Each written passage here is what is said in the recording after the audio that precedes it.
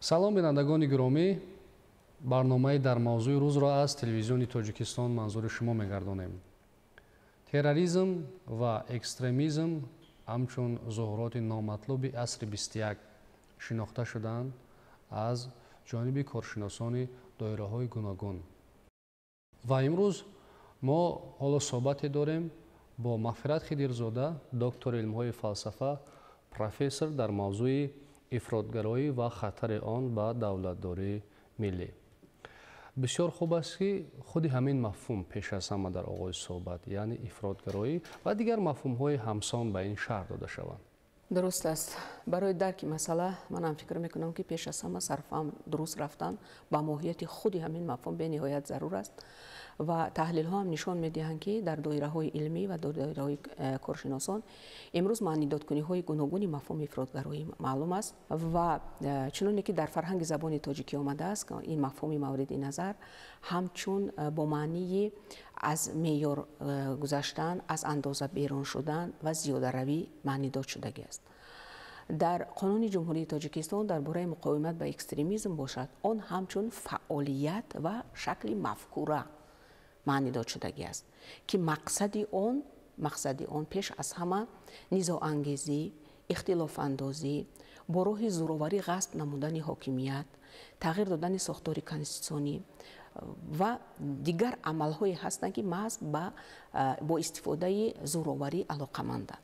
яъне хусусияти сиёсӣ доштани мафҳум баръало возеҳ бар ало возеҳ ва равшан аст. дар конвенсияи Шанхай бошад оид ба мубориза ба муқобили терроризм, ҷудоихоҳӣ ва ифротгароӣ, мафҳуми мазкур ҳамчун шакли фаъолияти боз ба зӯроварӣ асос ёфта ки мақсади он бо роҳи зӯроварӣ тағйир додани сохтори конститутсионии давлатҳо, бо роҳи зӯроварӣ нигоҳ доштан, шикасти амният ва суботи кишварҳо ва бо ҳамин мазмунҳо маънидод шудааст. яъне агар дар шакли умумӣ мо хулосабарорӣ кунем аз гӯем ки маънидодкуниҳое ки вобаста ба ҳамин мафҳум ҳастанд имрӯз дар доираҳои илмии коршиносон, ин яъне пеш аз ҳама фаъолияте ҳаст ки вай як ҷанбаи бисёр қавии сиёсӣ дорад ва аз ҳама чизи хатарзоаш ҳамин аст ки дар худаш пеш аз ҳама истифодаи зӯриро ҳамчун василаи ба даст овардани мақсад мепазирад ва эътироф мекунад. василаи таъсиррасонӣ. бале, ва аз ҳамин нуқтаи назарам ин ҷараён, масалан ифротгароӣ ҳамчун идеология ёки мафкура ва як гӯем ки як шакли фаъолияту рафтор барои ҳама гуна ҷомеаҳо албатта ки хатар дорад. бале. Ташаккури зиёд. Хатари ифротгароӣ ба давлатдории миллӣ дар чӣ зоҳир мешавад, дар чӣ асос меёбад? мо агар имрӯз ба маҷмӯи хатарҳое ки ба давлатдории миллӣ дар замони ҷаҳонишавӣ мавҷуданд назар кунем, онҳо як силсилаанд. масалан мо имрӯз дида истодаем ки тағйирпазирии низоми сиёсии ҷаҳон, поймол шудани меъёрҳои ҳуқуқи байналмилалӣ, эҳтиром нагузоштан ба истиқлолият ва тамомияти арзии кишварҳо ва дигар силсилаи имрӯз таҳдидҳое ҳастанд ки дар маҷмӯъ ҷой доранд. мо медонем ки тамоми ҷараёнҳо, тамоми ҳаракатҳо, равияҳо ва ташкилотҳои экстремистию террористие ки имрӯз дар ҷаҳон фаъолият доранд, онҳо дар доираи як таълимот, яъне ташкили хилофат мақсади худашонро муайян кардагӣ ҳастанд.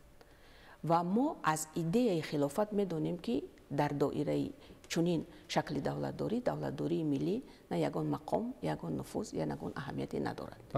ин хатари якум принсипиалӣ ва консептуалии ифротгароӣ ба давлатдории миллӣ аст. дуюм, қонуни ҷумҳурии Тоҷикистон дар бораи муқовимат ба экстремизм дақиқ, аниқ ва мушаххас хатари ифротгароиро ба давлатдорӣ ва ба сохти давлатдорӣ муайян кардааст ки онро ҳамчун шакли рафтори ҳизбҳои сиёсӣ, ташкилотҳои ҷамъиятӣ, иттиҳодияҳои динӣ, дигар созмонҳо, аз он ҷумла созмонҳои байналмилалӣ, воситаҳои ахбори омма ва шахсони воқеие маънидод кардааст ки онҳо мехоҳанд бо роҳи зӯроварӣ сохтори конститутсиониро дигар кунанд, ҳокимиятро бо роҳи зӯроварӣ ба даст биёранд, дар ҷомеа як низоъҳо ва ихтилофангезиҳои мазҳабию эътиқодию дигар чизҳоро пурзур намоянд ва бо ҳамин роҳ амнияти ҷомеаро осебпазир ва иқтидори мудофиавии давлатро халалдор намоянд. дигар ин чизе ки масалан хатаре ки имрӯз ифродгароӣ ба давлатдории миллӣ дорад, ин пеш аз ҳама медонем ки як қудрати бисёр, як нерӯи бисёр қавии тафриқаандозӣ дар ҷомеаҳо дорад. мо шумо медонем ки тамоми шакли тафриқаандозӣ аз рӯи кадом гӯем ки нишонае ки набошад барои ҷомеаҳо хатарзо ҳастанд. Лекин тафриқаандозии эътиқодӣ хатари аз ҳама вазнин дорад. ин дар чӣ зоҳир мегардад? Пеш аз ҳама мо медонем ки вақте ки ҳамин тафриқаандозии эътиқодӣ қувват пайдо мекунад, қудрат мегирад, ва пеш аз ҳама ба нахуст унсури ҷомеа, ба оила таъсири худаш медонем. мо медонем ки агар дигар шаклҳои тафриқаандозӣ боиси ҷудошавиву ихтилоф байни гурӯҳҳои иҷтимоӣ шавад, байни миллатҳо шавад, байни нерӯҳои дигар шавад, ин метавонад ки падару писара дар сангарҳои гуногун қарор диҳад. ана аз ҳамин нуқтаи назарам технологҳои сиёсӣ ана ҳамин амалро, яъне ҳамин василаи истифодаи ифродгароиро ҳамчун як воситаи барҳам задани низомҳои сиёсӣ дар кишварҳо махсус истифода мебаранд. Медонанд ки чун нахуст унсури ҷомеа оила заиф гашт, пояҳои муносибатҳои иҷтимоӣ дар ин самт коста гаштанд, албатта ки ин ҷомеа ба мушкилиҳои бениҳоят вазнин рӯбарӯ мешавад. Ташаккури зиёд. Ба фикри шумо дар шароити феълӣ хатарноктарин зуҳурот ин ифродгароии эътиқодӣ аст ё ин ки ифродгароии фарҳангӣ ё чизи дигар? бале, ман масалан силсилаи хатарҳоеро ки дар айни замон вуҷуд дорад номбар кардам. Дар баробари ин мехоҳам қайд намоям ки ифродгароии динӣ дар пайи худ бегонашавии фарҳангӣ низ дорад. Бале, бегонашавии фарҳангӣ як омили бисёр муҳими таъсиррасон ба ҳуввияти миллӣ аст. чун ҳуввияти миллӣ коста шуд, ин хатари асосӣ ба давлатдории миллӣ аст. шумо бинед ки ино дар кадом як занҷираи пайваст ба ҳам қарор доранд ва зарбаи охир ба куҷо мерасад? яъне зарбаи охир ба инкишоф ба пойдории давлатдории миллӣ мерасад. ҳамин масъалаи эътиқод бисёр масъалаи эҳсосотӣ аст. мутаассифона аксарияти онҳое ки зуд ба ҳамин домҳо фирефта мешаванд, дода мешаванд, эътиқодро бо эҳсос мешиносанд. дар ин ҷо хирадро кор намебаранд ва тезтар фирефта шудан, фиреб хӯрдани онҳо низ дар ҳамин зоҳир мешавад. хуб бигӯед ки терроризм ё ваҳшатафканӣ ҳадафи баъди экстремистӣ ё ифродгароӣ аст ё ҳарду бо мақсади татбиқнамоии ҳадафҳои бузурги геосиёсӣ роҳандозӣ мешаванд? албатта мо шумо ба хубӣ медонем ва имрӯз дигар ин барои ҷомеаи ҷаҳонӣ ҳам ҳатто чизи пӯшида нест ки ҳар як ташкилоту ҳаракатҳои экстремистию террористие ки имрӯз дар ҷаҳон ҳастанд, онҳо ба истилоҳ худрӯй нестанд, онҳо худ ба худ пайдо нашуданд. дар паси инҳо албатта қудратҳои бузурги ҷаҳонӣ истоданд. дар марҳилаҳои гуногуни таърихӣ барои ба даст овардани мақсадҳо ва ҳадафҳои муайяни сиёсӣ онҳо ин гурӯҳҳоро ташкил карданд, истифода бурданд ва имрӯз ҳам истифода бурда истодааст. ва ҳамин аст ки ҳамин муносибати дугона ба ҳамин ҳаракатҳои умуман ба ҳамин зуҳуроти бисёр хатарзову таҳдидоварӣ ки имрӯз ба сатҳи глобалӣ ҳатто баромадагӣ аст, муборизаро ба муқобили онҳо бисёр мушкил гардонидааст. барои ҳаминам чун диди ягона нест, муносибати ягона нест, дар пушти ҳар кадоми онҳо як қудрату як қуввае истодааст ва аз ҳамин сабабам имрӯз мебинем ки мубориза ба муқобили онҳо бисёр мушкилу хатарзо шудагӣ аст. як бор худо бинед, масалан он қадар имкониятҳои васеи молиявие ки онҳо доранд, шабакаҳои васеи густурдаи паҳншуда дар тамоми ҷаҳон, таъминоти моддӣ, технологӣ, шабакавӣ, дигару дигар таъминотҳое ки доранд, ин албатта худ ба худ ба вуҷуд намеояд. албатта ин бори дигар аз он шаҳодат медиҳад ки дар пушти ҳамаи ин боз қудратҳои муайяне ҳастанд ки бо мақсади амалӣ намудани ҳадафҳои геополитикии худ аз ин қувваҳо истифода мебаранд. ва аз ҳама чизи таассуфовараш ҳам ҳамин аст ва имрӯз мо дида истодаем ки ҳатто сиёсатмадорон дар сатҳи байналмилалӣ ҳамин баъзан эътироф мекунанд, террор ҳамчун василаи муборизаи сиёсӣ дар ҳамин муборизаҳои геополитикӣ истифода бурда шуда истодааст ки ин бисёр оқибатҳои вазнин ва бисёр оқибатҳои таҳшатбор дошта метавонад. ташаккури зиёд. аз ҳама хусусияти хавфноки ҳамин зуҳуроти номатлуби асри 21 ин аст ки ҷомеаҳои муайянро ё ҷомеаҳои мавриди ҳадафро дар буҳронҳои амиқи мафкуравӣ, иқтисодӣ ва вазъиятҳои шадиди сиёсӣ қарор медиҳанд ва ба тадриҷ ин ҳолат аркони давлатро ба фалаҷшавӣ мебарад. шумо чӣ назар доред? воқеан ҳамчунин аст. мақсади онҳо ҳам ҳамин аст. мо медонем ки ҳама гуна ҷомеа дар заминаи як маҷмӯи муайяни арзишҳо, меъёрҳо, як қоидаҳо пойдор аст, устувор аст.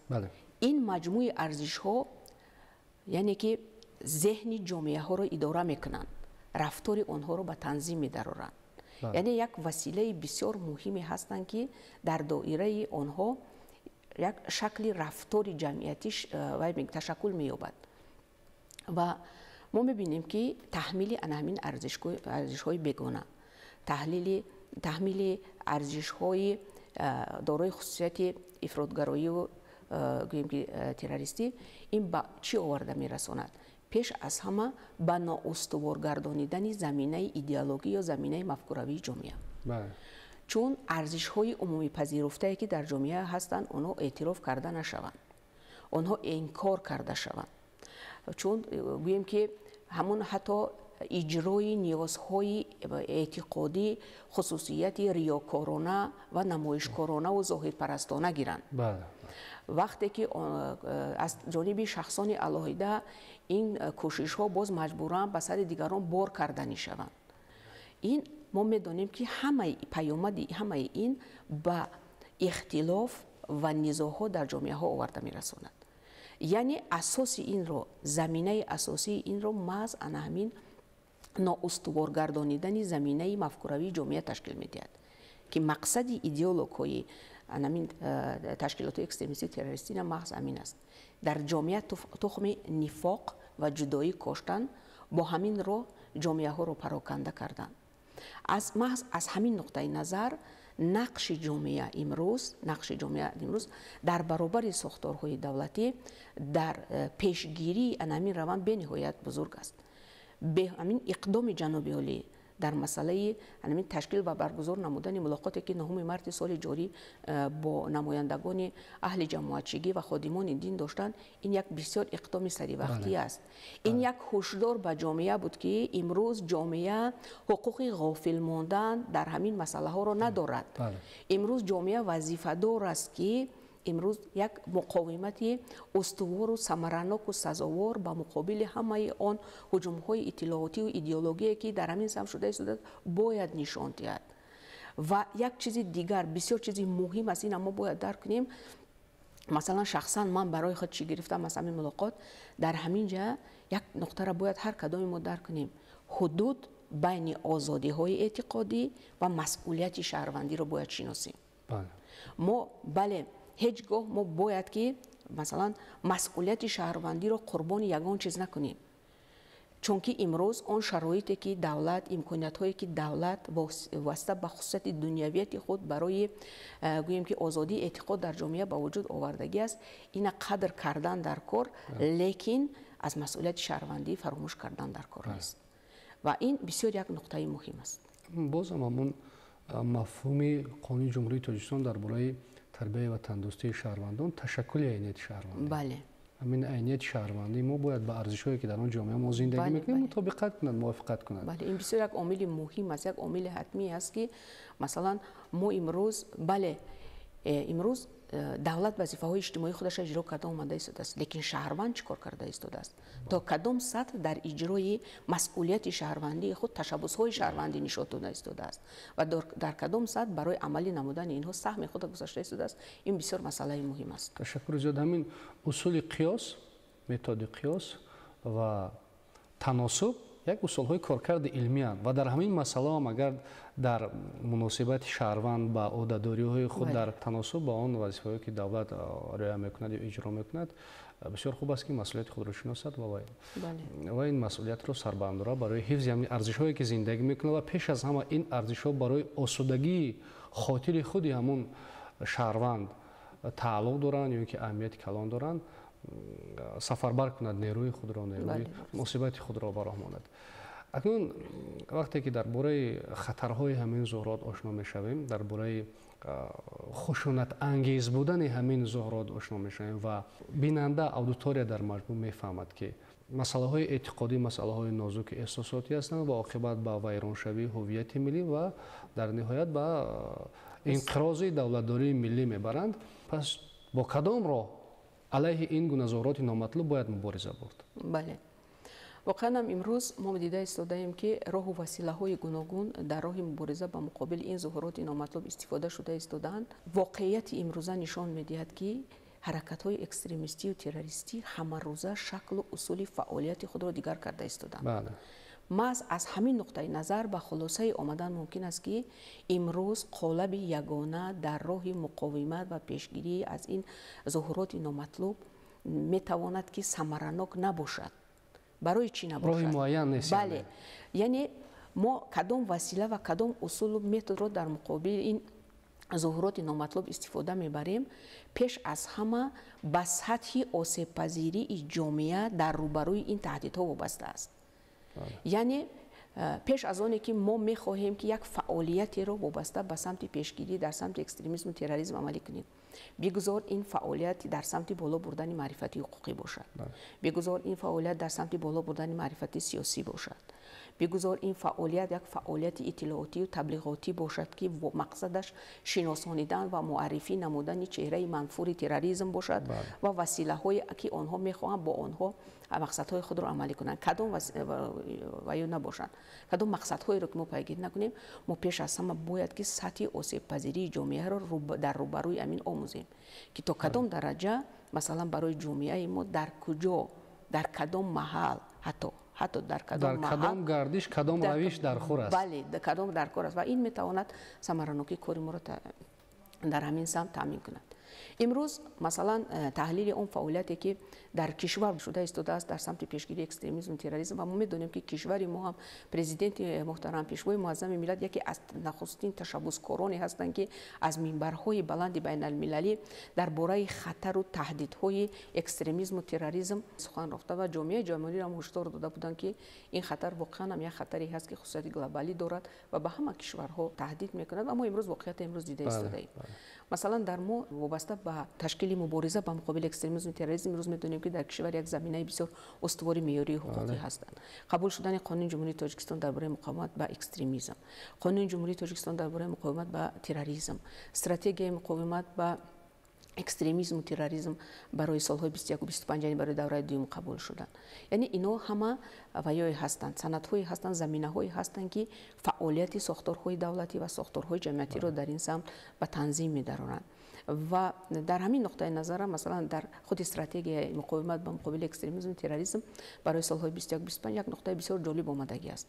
محض با در نظر داشت اونی که همین حرکت‌های اکستریمیستی و تروریستی پیوسته وسیله‌های تاثیررسانی خودشان دیگر کرده می‌اند، در اونجا تاکید شدگی است که حتی سطح کسبی نفرانی که در همین سمت فعالیت می‌کنند، یعنی در سمت مفکوره سازی فعالیت می‌برند و در سمت مبارزه با مقابل اکستریمیسم و تروریسم مبارزه می‌برند، اونا باید که پیوسته تکمیل داده شوند تا اینکه واکنشی که جامعه به اون هجوم‌هایی که از بیرون میشوند نشان میدهد برابر وزن باشند. پیشوای معظم ملت محترم امام علی رحمان در شناخت همین یا عموما با در نظر داشت وضعیت کنونی جهان همیشه تاکید میکنند مخصوصا به جوانان که با دولت و ملت اهلانه خدمت کنیم. یکم زیرکی سیاسی، بیداری ملی و موقعگیری اصولی را از دست ندهیم. اطمینان است که جوانان ما مخصوصا که قشر فعال جامعه هستند با در نظر داشت همین تاکیدهای پیشوای ملت را یکی از عنصرهای مهمی مسئولیت شهروندی خود می‌دانند. بله. و همیشه از ارزش‌هایی که این جامعه ما را معرفی می‌کند و نفوذ آن را در عرصه بین‌المللی باز هم بالاتر می‌برد حمایت می‌کنند. تشکر برای صحبت، برای اندیشه‌های واقعا صمیمی و تحلیلی ارزنده. سلامت باشید. بینندگان گرامی، یادآور می‌شویم که هم صحبتی داشتیم با مغفرت خضرزاده دکتر علم‌های فلسفه پروفسور وابسته یا اینکه در موضوع افراطگرایی و خطر آن به دولتداری ملی. در اینجا صحبت ما به پایان می‌رسد.